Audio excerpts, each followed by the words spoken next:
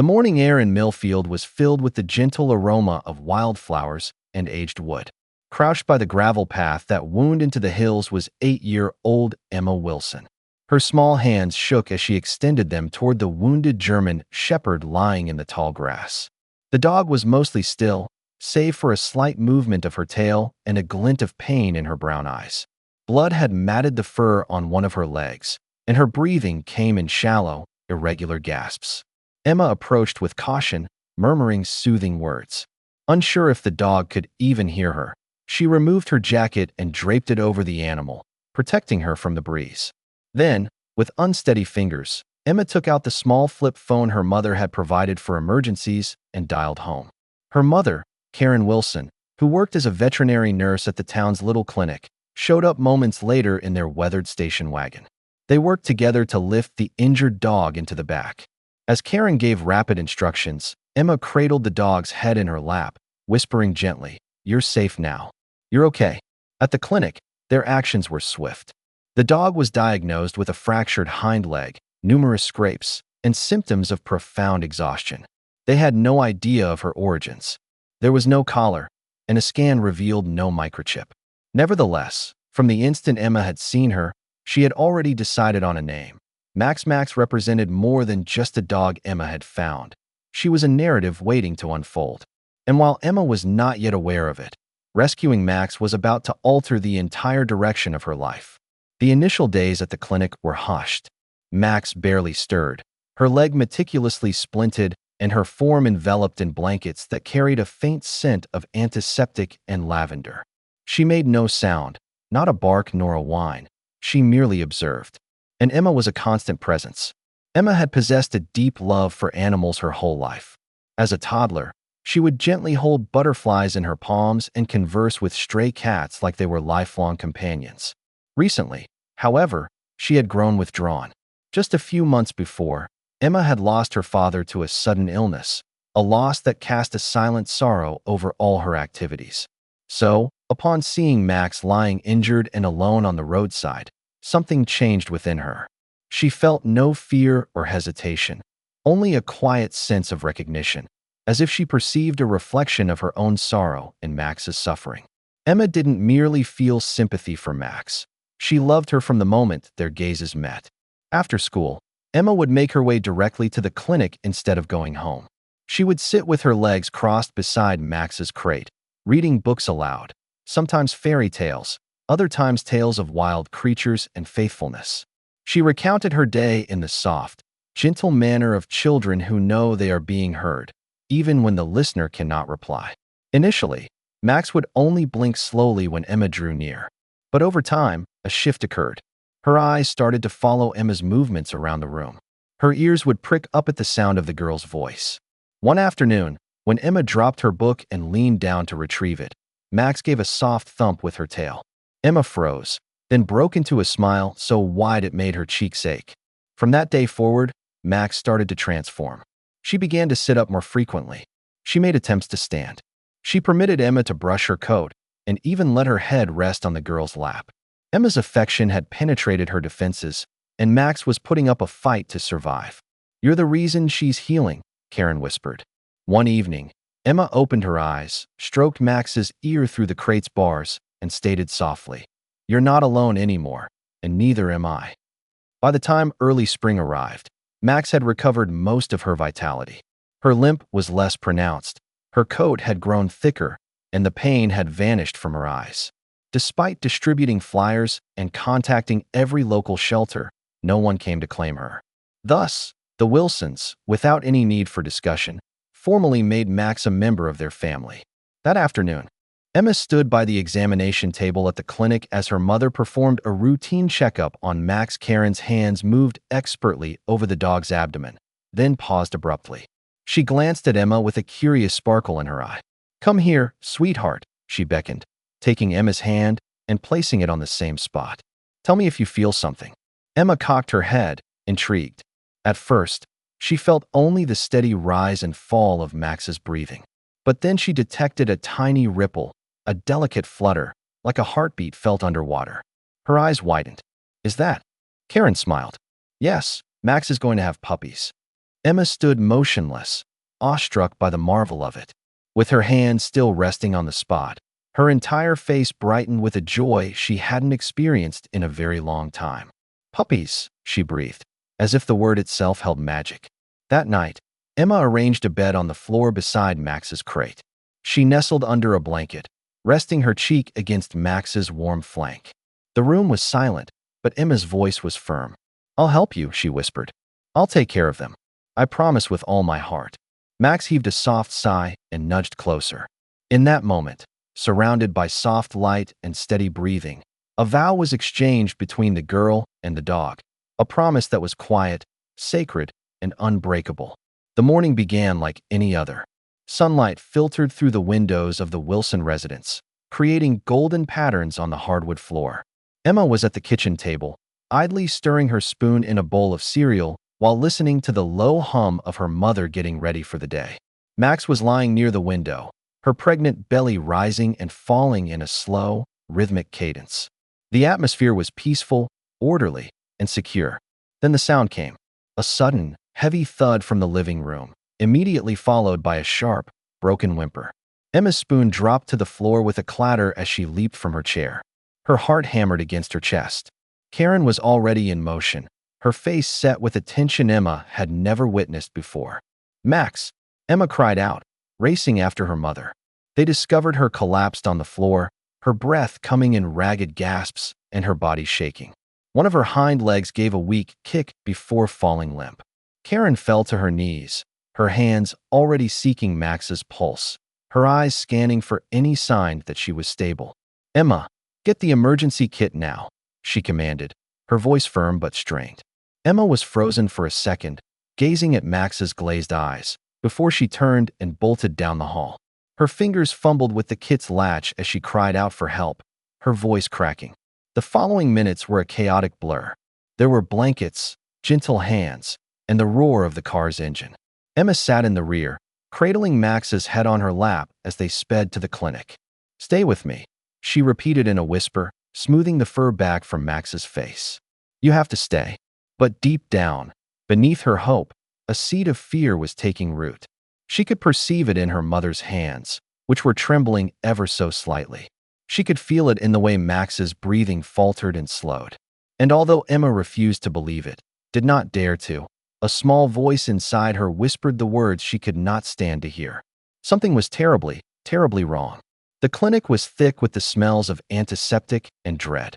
Emma stood shaking in the corridor, her arms wrapped tightly around her torso. Through the glass doors, she saw a fleeting image of Max, limp and unmoving, being hurried into the emergency room. The doors swung closed with a final thud that made her flinch. Karen vanished behind them, becoming part of the team of veterinary staff working with frantic urgency. Machines beeped. Voices shouted clipped orders. Emma could just discern her mother's figure, her actions skilled but desperate. It all felt surreal, like she was watching someone else's nightmare. Emma leaned her forehead against the cold window, trying to find Max amidst the turmoil. Her breath clouded the glass and her tears streaked it, but she remained motionless. She hardly registered a nurse attempting to lead her to a chair. She was deaf to the words of comfort being spoken. All she could do was hope. Hope against all logic. Hope beyond any reality. Then the door swung open. Karen emerged first, her face ashen and streaked with silent tears. Following her was a man Emma hadn't seen in years, Dr. Alan Myers, the clinic's senior veterinarian, who had been called in for the emergency. Emma looked up, her eyes wide with a question she was afraid to ask. She didn't need them to speak. She could read the answer on their faces. Karen knelt down beside her. "Emma, sweetheart." Emma shook her head. "No," she whispered. "No, she was okay. She was going to be okay. I'm so sorry," Karen managed to say through a choke. Max didn't make it. The world splintered. Emma sank to her knees, weeping into her mother's arms. Her body was racked with a grief too immense for words. Max. Her Max was gone. But then, a peculiar thing happened. A movement behind Karen. Dr. Myers was cradling a small, towel-wrapped bundle. He knelt down gently. "We managed to deliver one puppy," he said quietly.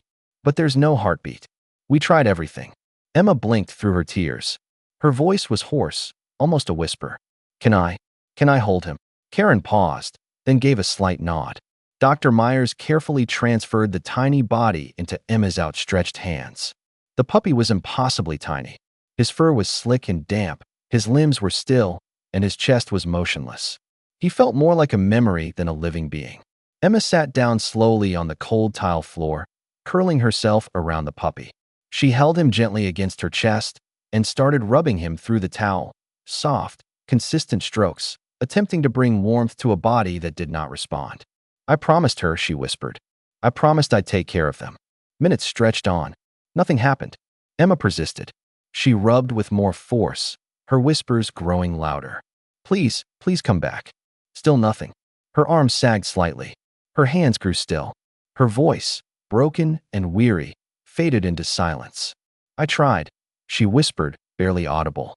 "I really tried." And then, something inside her broke. Emma drew the puppy close, clutching him tightly against her chest. A sob escaped her, and she began to cry. Deep, agonizing sobs that shook her small body. A single tear rolled down her cheek, landed on the puppy's fur, and slowly traced the curve of his tiny, still face. Then came a flicker, so faint she almost didn't see it. Emma's breath hitched. Her eyes grew wide. Another twitch, followed by a weak, wet squeak. Dr. Myers hurried over. Karen gasped. The veterinary team moved at once, but Emma sat perfectly still, staring in amazement as life seeped back into the fragile form she had almost given up on. Tears streamed down her face, but these were tears of hope. "You came back," she whispered. She leaned forward, pressing her lips gently to his damp head. "Your name is Charlie." The hours that ensued felt like a delicate dream, in which every noise, every slight movement, was laden with the weight of hope. Charlie was taken to the clinic's neonatal unit, a small, temperature-controlled area typically reserved for the most fragile patients. He was put inside a glass incubator no larger than a laundry basket. Tubes and wires tracked every breath and every heartbeat. A small heating pad supported his body, and a soft light bathed him in warmth. Karen explained the situation in a low, even tone. "His temperature has to stay constant. He needs round-the-clock feeding and respiratory support. Even with all that, survival isn't guaranteed." Emma listened without so much as a blink. She did not flinch or cry. She merely nodded. From that point on, she was by Charlie's side every moment she was permitted. After school, she would race to the clinic, position a chair beside the incubator, and press her hands against the glass. She spoke in a whisper that was soft, unwavering, and filled with a fierce determination. "You're doing great," she would tell him. "Just keep breathing. I'm here." Sometimes she read stories aloud about courageous heroes and lost pets who always made their way home. Other times, she just observed, her own breathing mirroring his tiny, fluttering chest. At night, as her mother took care of the 2-hour feedings, Emma would lie awake in her bed, gazing at the ceiling and whispering silent prayers into the darkness. Slowly, arduously, Charlie started to improve. His heartbeat strengthened. His legs kicked with a bit more force. The deep blue color around his nose and paws began to subside. One evening, Emma arrived to find him sitting up, barely and unsteadily, inside the incubator. When he saw her, his eyes opened wider, and the tip of his tail gave a single thump against the soft blanket. Emma laughed through her tears. Charlie was breathing, and this time, he was not fighting by himself. As the days blended into weeks, Charlie's struggle for life transformed into a quiet miracle that unfolded before Emma's very eyes. No longer needing the incubator, Charlie was relocated to a comfortable corner of the clinic, in an enclosure lined with soft blankets, low barriers, and the reassuring smell of Emma's sweatshirt. He still required continuous care, but he was now stronger and more alert. Every day, Emma sat cross-legged next to him, her presence a calming and steady force. She talked to him incessantly, sometimes sharing stories of her day, other times simply repeating, "You're safe. You're loved." Charlie's response to her left the entire staff in amazement. He would raise his small head the instant she came into the room, his eyes tracking her every move. When she reached into his enclosure, he would inch closer, pressing himself against her palm. The tip of his tail would wag in quiet happiness. Karen observed this too. One afternoon, she watched as Emma helped Charlie take a few unsteady steps in her direction. "I've never seen anything like this," she whispered. "He knows you, Emma. You're his person." And Emma was aware of it as well. In the peaceful hours they shared, a new connection was being forged, one not merely of survival, but of purpose. Charlie was more than just a puppy. He was Max's legacy. He was Emma's second opportunity to fulfill her promise. Each feeding, each small step, each nuzzle against her hand served as proof that love, true love, could mend what had once seemed irreparably broken. One evening, following another gentle physical therapy session, Charlie curled up next to Emma and dozed off with his head tucked under her arm. She looked down at him, her hand resting over his heart. "I've got you," she whispered. "We've got each other." And for the first time in a long while, Emma no longer felt like she was healing by herself. Day by day, fear began to release its hold. Emma started to see the small joys, the way Charlie's tail wagged at the sound of her voice, how his tiny bark gained strength each day. The sorrow of losing Max remained, but it was now accompanied by a sense of warmth. She was no longer just his savior. They were growing alongside each other. In the quiet rhythm of their days, a gradual change began to occur, not all at once, but slowly, like daylight creeping into a darkened room. Emma stopped holding her breath every time Charlie moved. His actions became more confident, his eyes more luminous, and with each small triumph, his first bark, his first clumsy pursuit of a toy, Emma felt a part of herself start to mend. They were no longer simply enduring. They were learning to live once more. As Charlie grew, so did Emma. The awkward little puppy who once fit in her palm was now bounding around the clinic floor, his ears too large for his head and his paws always a little ahead of his coordination. He was brimming with energy, with life, and most of all, with love for Emma. She trained him with patience, celebrated every minor achievement, and kept a photograph of Max near Charlie's bed. Sometimes, when Charlie snuggled beside her, Emma could almost sense Max's spirit there with them, observing, proud and at peace. One afternoon, while brushing Charlie's now thick, healthy coat, she looked at her mother and said quietly, "I want to be a vet someday like you." Karen turned to her with wide eyes, then knelt next to her daughter. "You already have the most important part," she said, tucking Emma's hair behind her ear. "A heart that never gives up." Emma smiled, letting the words settle deep within her. The pain of losing Max was still present, but it no longer constrained her, because Charlie was here. And with every breath he took, Emma was reminded of the promise she had made, not only to Max, but also to herself. And that quiet vow was already molding the life Emma was destined to lead, one filled with compassion, bravery, and a clear sense of purpose.